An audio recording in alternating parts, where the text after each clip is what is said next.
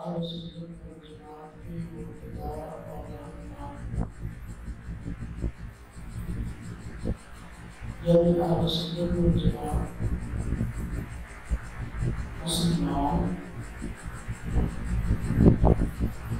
طرح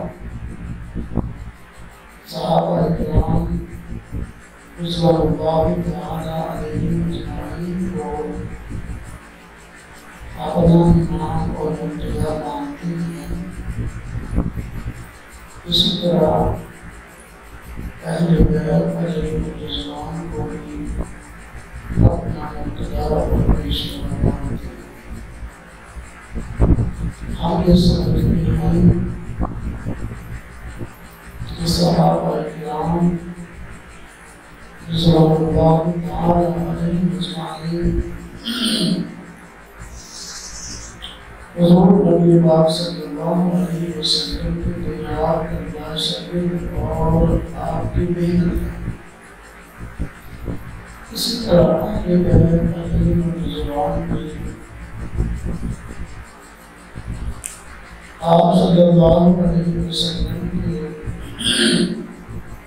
تربیت یافتہ اور آپ کی خصوصی محنت ہے۔ اگر کوئی بندہ صحابہ کرام اور اہل بیت علیہم الرضوان میں سے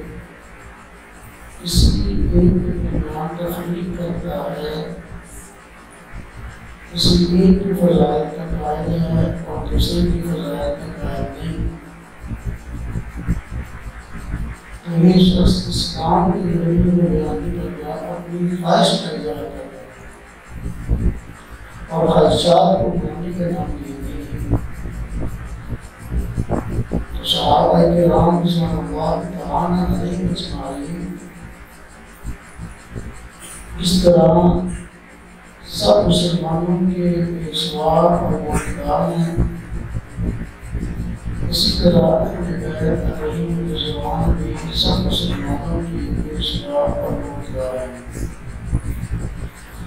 ان حضرات کی پیروی میں نجات ہے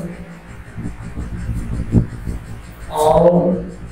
ان کے خلاف چلنے میں سراسر گمراہی کا